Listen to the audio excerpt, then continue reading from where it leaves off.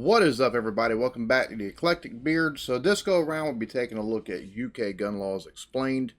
Now, this interests me because, well, our gun laws here are a little bit different.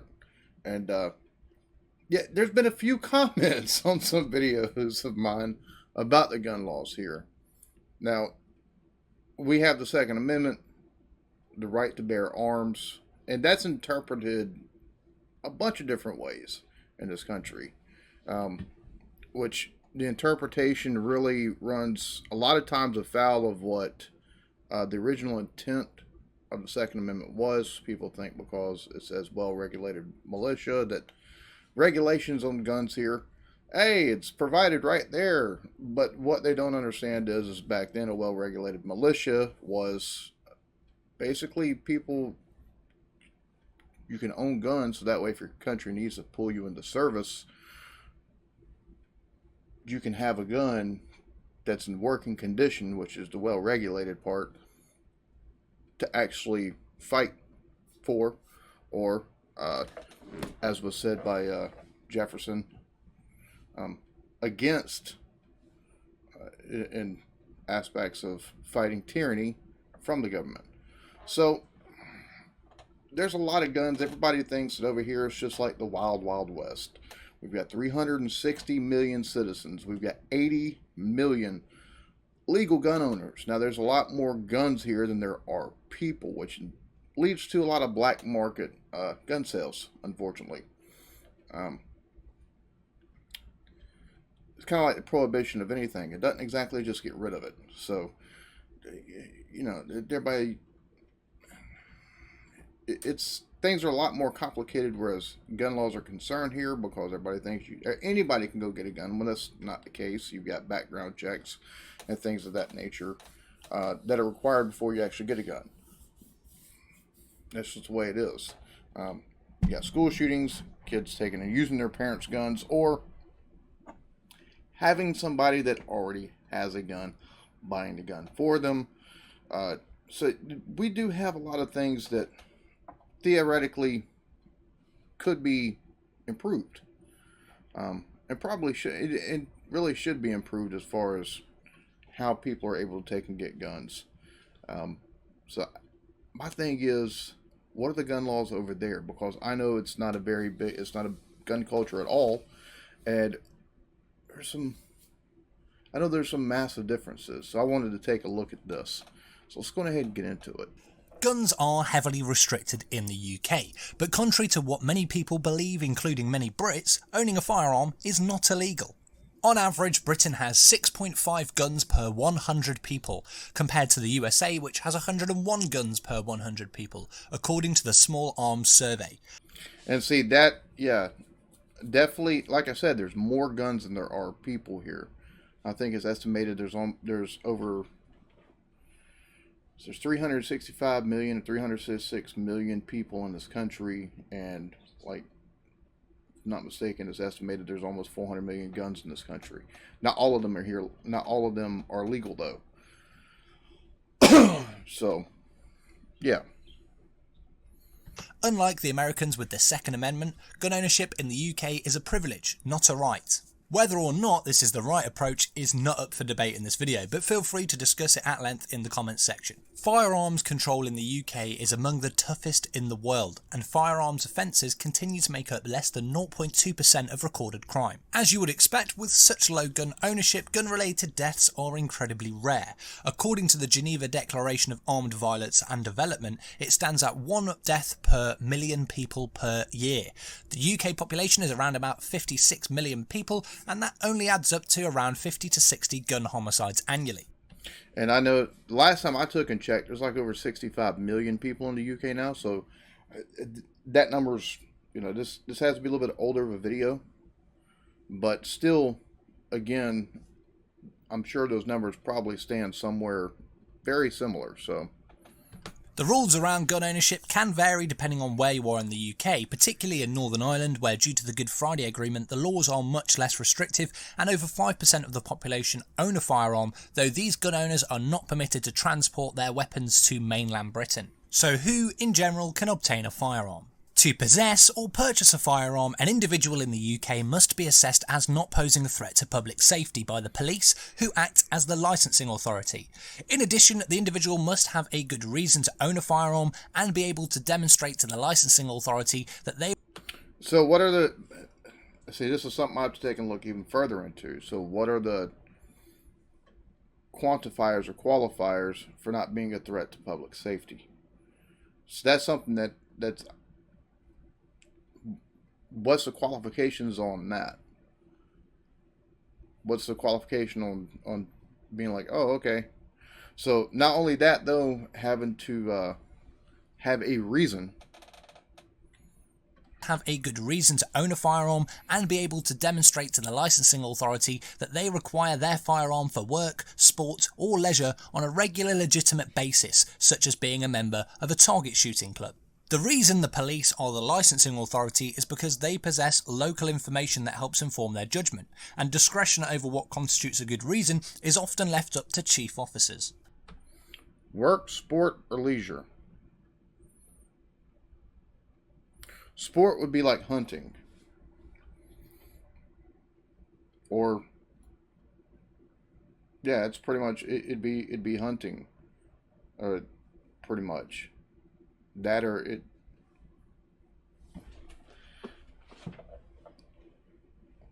Technically, sport would be target shooting club member as well. Leisure would be... well, I mean, that could fall under both of those. Sport and leisure could fall under the same thing, to be honest with you. What about for varmints and stuff like that? Let's say say you're a farmer, you've got pests that are coming into your garden. I mean, what about for reasons like that? Which again, I mean, that right there though would kind of go back to work, because if you're a farmer, you got varmints taking and coming in. And I'm not talking about like... I'm talking about stuff like... I'm guessing y'all got... Not moles. Y'all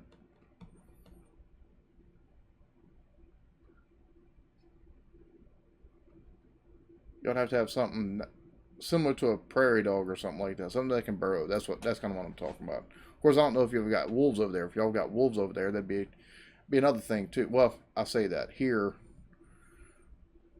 Wolves you can't exactly hunt, but coyotes you can. So I guess y'all probably don't have coyotes. To own a firearm in the UK, a person must undergo a strict vetting procedure, which includes interviews, visits to the person's property, criminal record checks, and references from friends. In addition, the applicant's GP may be contacted. And see, here's the thing too, like everybody... Like here, if they were trying to implement something like that, would go into your house, talking to, having having your friends be used as references and stuff like that. People here, if they were to try to implement something like that, they'd be all up in arms, like legitimately, because they'd see it as an infringement. But a lot of people here also don't understand it. It's funny, you got the rights crowd here, and infringement. Oh, they're infringing my rights, and they don't quite realize over here that legit they could kind of take and put that as a strict vetting procedure, because that would be... We've got the First Amendment and the Second Amendment. First Amendment for speech, but like there's limitations on that speech, and if they wanted to take and have stricter vetting processes here, it wouldn't take and go against their right for owning a gun. It's just that'd be what you have to take and go through to actually get the gun, and people don't quite understand that sometimes here. References from friends. In addition, the applicant's GP may be contacted. Once a firearm license is issued and see, I'm guessing that's the GP. I'm guessing that's their general practitioner, so their doctor. I think talking to doctors here, like for mental capacity and mental state of mind and stuff like that, I think that would help a little bit. Just because we got so many crazy mofos over here. 366 million. We got some crazy people over here. Just saying. So I'm not opposed to that personally. because that'd be something that it's not technically a regulation. It's just part of the vetting process. We've already got to do background checks. Normally, your first gun in this country, it takes 3 days. Some people, it's taken up to 3 months to take and actually be approved to get a gun. Now, afterwards, the process is a lot simpler and normally a lot quicker. Which is the reason why you've got people that have 30, 40 guns, because they already took and met the requirements for buying the first one. But 9 times out of 10, those are enthusiasts. They get them for self-defense and just enjoyment purposes, going out to the range and shooting the gun and stuff like that. So, and a lot of times they are also hunters. I mean, so that's the majority of what gun owners in this country look like, other than those that buy them to take and get the concealed weapons permit for self-defense purposes, so they can have a gun on them while they're driving around in their vehicle without a problem. Now, there's a difference between going to somebody's trunk and buying a gun that's been stolen out of somebody's trunk, which also happens. Paid for, the licensed individual must store their gun securely to avoid access by any unlicensed person. What firearms may be licensed in the UK? Unless declared specially dangerous by the Firearms Dangerous Air Weapons Rules of 1969, low-powered air weapons are generally not licensed in England and Wales. That means that if you purchase one of these, you do not require a license in order to possess it. It is often said that handguns are outright banned, which is not strictly true. An individual may own long-barreled revolvers and long-barreled pistols, which are defined with a barrel of at least 30 centimeters in length and that the firearm is at least 60 centimeters long. So you can, long-barreled revolvers, so you can, theoretically, if you take and get a license to own a gun in the UK, you could take and get like a long nose, like, oh damn, dude, for whatever reason my mind's going blank. Like, you get a long nose revolver that fires like 45 rounds and stuff like that, basically.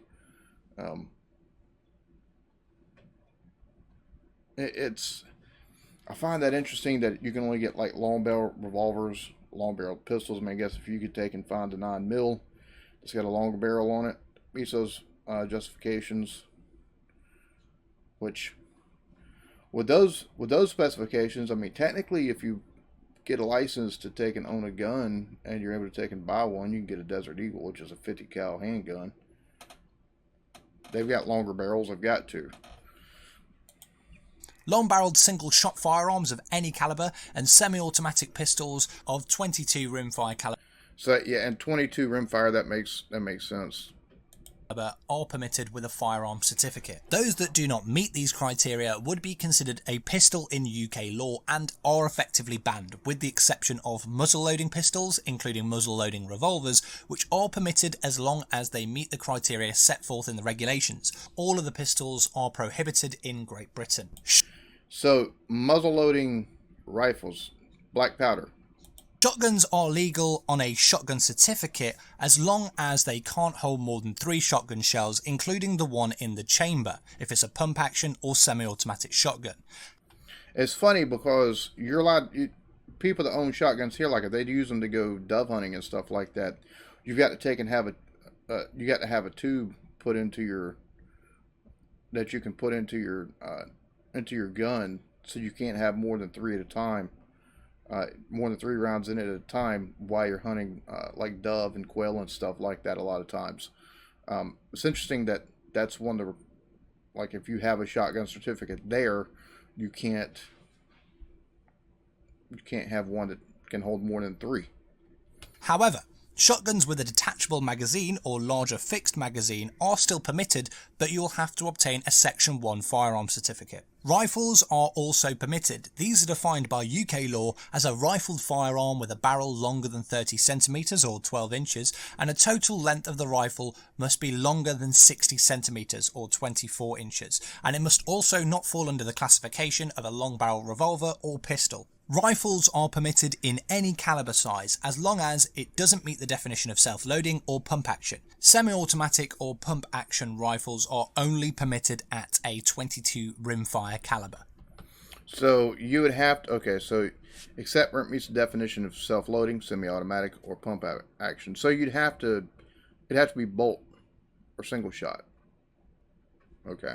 Pump action rifles are only permitted at a 22 rimfire caliber. What might surprise you is that under UK law, it is legal for you to own the following weaponry, with the correct licensing of course. The M&P 1522, which is based on the AR-15, H&K 416, semi-automatic 22 rimfire caliber MP5, Ruger 1022, Beretta ARX 160, and you can even own an Uzi as long as it's a 22 rimfire caliber. So next time someone says that the UK banned guns, we didn't, but we do strongly restrict and control who can own firearms and what firearms can be owned. Okay, so hold on. You own a Uzi?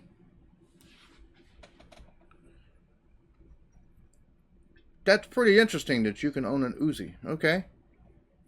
Now, granted, with the stricter licensing over there, I don't see many people getting one.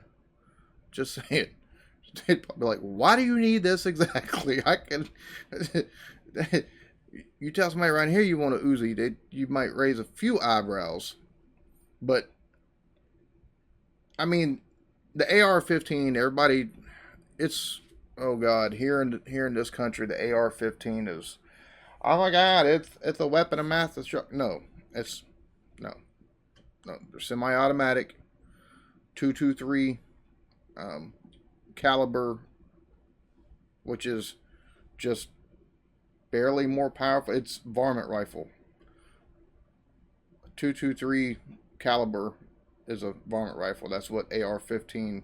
That's what the most standard setup for an AR-15 is a 223. And for anybody that goes, but it's semi-automatic, or it looks like it's. My thing is, most guns in the U.S. are semi-automatic. They've got a clip. Most times, five to six rounds that you put in. Once you chamber around 1, 2, 3, 4, 5. 1, 2, 3, 4, 5. Because you shoot shell ejects. You can have a quick trigger finger. That doesn't mean anything unless you can hit where you're aiming at. But yeah, most of the guns in this country are semi-automatic. So they just look scary. Put in the wrong people's hands, they are scary. But then again, people will use anything to kill people with. Knives, vehicles, really anything. 22 rimfire caliber. So next time someone says that the UK banned guns, we didn't, but we do strongly restrict and control who can own firearms and what firearms can be owned. And generally speaking, culturally, we don't have the same affinity or interest in firearms as our American cousins. Whether that's a good thing or a bad thing, I'll leave up to you. So let me know in the comments your thoughts on the UK's approach to gun laws. So I get it. I understand it. Like, it makes sense. Even from an outsider's perspective, in a country where guns are abundant, they're a lot easier to get. It makes sense to take and do it that way. It really does. In the sense of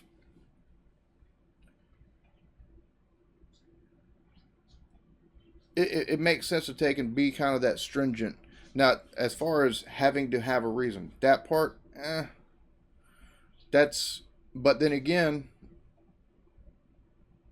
if somebody, decides they want to be on a criminal path for whatever freaking reason, but they've got nothing prior to them as far as being in trouble, and they get a gun, they can really cause problems. That's kind of the issue we have here with some folks is they've got nothing on their record, so they're able to go buy a gun. Wait the 3 or 4 or 5 days, and then use that gun for dastardly deeds. But then again, even if they do have a record, they don't have to, they're not, if you got a felony in this country, you can't own a gun. But you still got felonious people owning guns because they're able to go to people that sell guns on the black market. And something tells me, y'all got a black market there where people sell guns.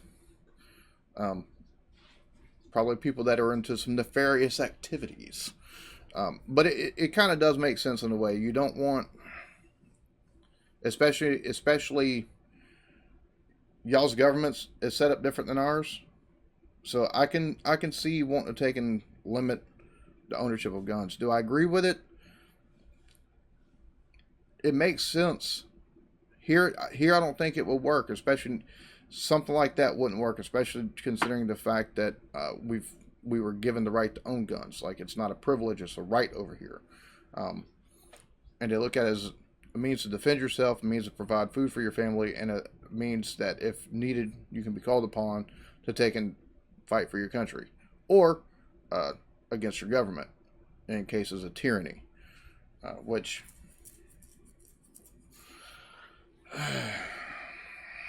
I won't get into that because, well, anyways, it does make sense whenever it's explained. It does make sense. I don't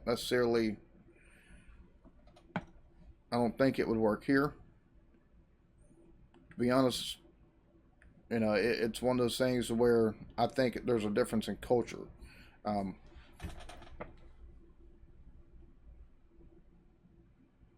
Because as much as we've got issues with, people killing with guns over here, if I'm not mistaken, y'all have had to take a look at regulating the sale of knives over there. So, I mean, it doesn't really matter what people want to kill with, they're going to kill. Granted, a gun, they can kill more people, but we've seen what people can do over here with fertilizer and a box truck. Fertilizer, ammonium nitrate, and box truck. Yeah, we've seen what, so that you don't have to have a gun to take and cause widespread damage. It's unfortunate because people, if they want to take and kill, they'll use any means. Guns not needed, and if they want to use a gun, they're going to get their hands on a gun. It's just as simple as that. So while it makes sense maybe for y'all's country, and put into context, they put it in the fact that, okay, you can actually own a gun there. So basically, if I wanted to take and join a gun club, if I can get admitted to a gun club and they could get approved to take and own a gun, well, I can own you know what I'm saying? I think it's more of, it sounds like more of, there's not a whole lot of people that actually try to get guns over there. I think just by the mindset of a lot of folks that have been in my comments.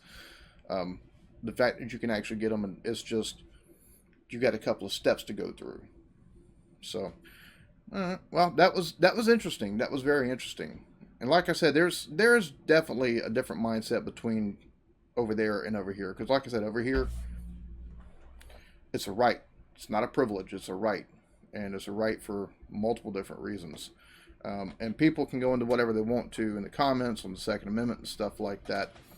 But you also got to think that the framers of the Constitution not only fought for independence, but also were at the time of writing the Constitution,